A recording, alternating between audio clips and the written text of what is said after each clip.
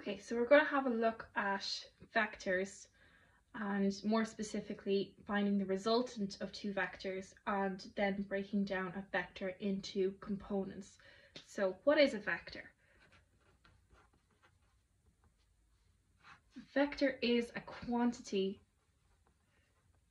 with both magnitude and direction.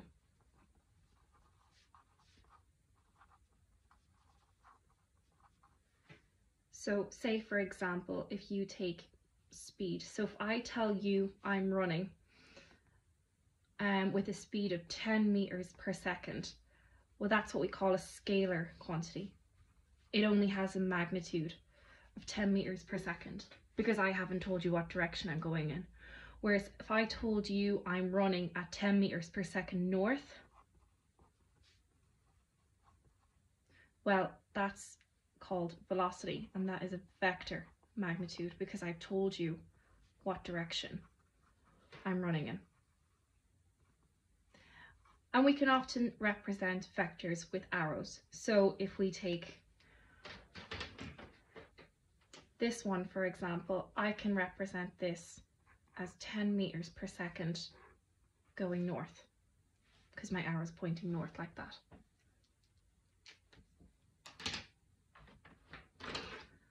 All right, so let's take a look at our first example.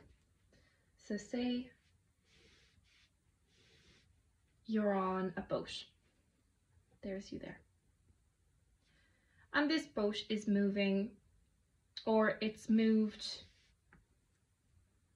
12 meters east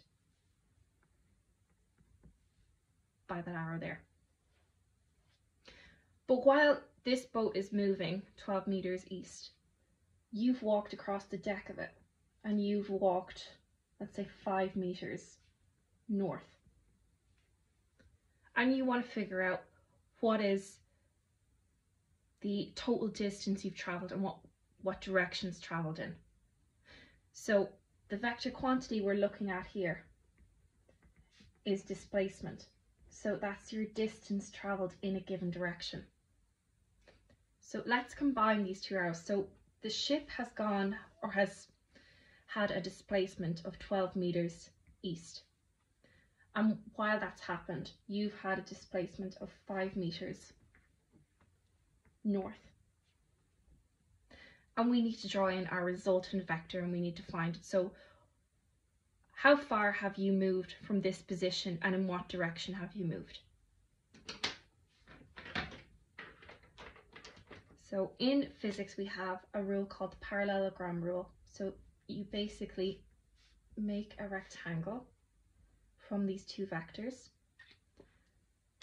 And then your resultant vector, which we're going to call or, starts from the two tails of the vectors there. So from the original position all the way up to where those lines meet. And we call that or, our resultant vector. And we need to find the magnitude of this. So it's worth noting that this is a rectangle. So that means that this length here is also 5 meters, or its magnitude is 5 meters. So, and this is a right angle triangle here. So we can find our resultant vector or using Pythagoras' theorem. So that means that or squared is equal to 5 squared plus 12 squared. So or squared is equal to 25 plus 144. That means or squared is equal to 169. So then we'll have or is equal to the square root of 169.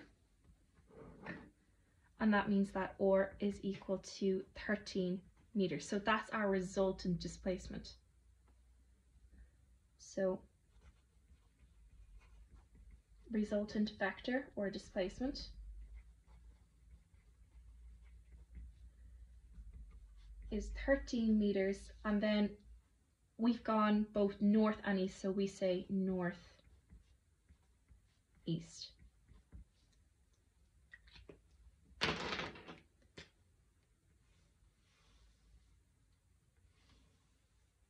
And that's your answer there. Let's have a look at another one.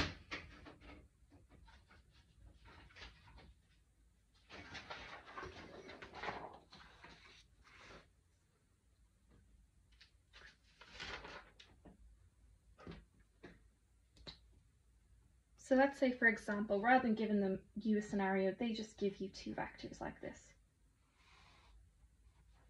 In this case, we're dealing with force. So they say 4 newtons and 3 newtons, 3 newtons and 4 newtons, like that. And they want you to find the resultant vector. So again, we just draw in, or we just complete our rectangle, like that. And then we draw in our resultant vector again. Or. And same as last time, we find our resultant vector through Pythagoras' theorem. So that means r squared is equal to 4 squared plus 3 squared. R squared is equal to 16 plus 9. And that means r squared is equal to 25. So r is equal to 5 newtons. Okay, but now we need to find a direction. So in this case, they haven't told us if 3 newtons is actually going north and if 4 newtons is going east. So that means that we need to find this angle here, and we'll label it theta. So, and this is where our trigonometric functions come in.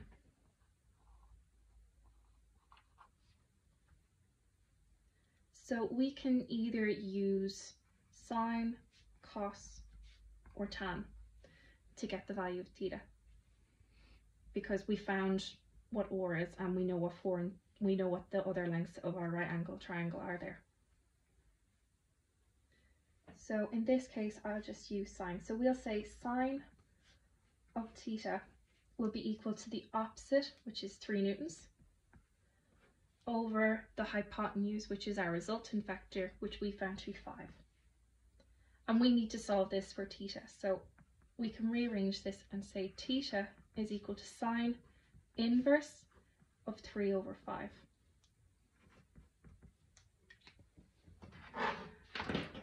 And then if we throw that into the calculator, sine inverse of 3 over 5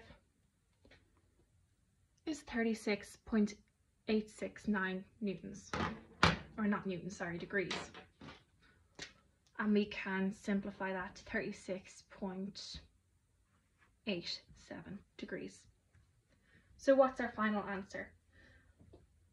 Our resultant vector is 5 newtons at an angle of 36.87 degrees with the 4 Newton force. So basically what you've told them is, okay, it's 5 newtons in magnitude, and if you make an angle of 36.87 degrees with this 4 Newton force, that's where your resultant vector is going to be. It makes an angle of 36.87 degrees with the 4 Newton force. And remember, when you're finding the resultant of vectors, when you're finding any vector at all, actually, you always have to state the direction.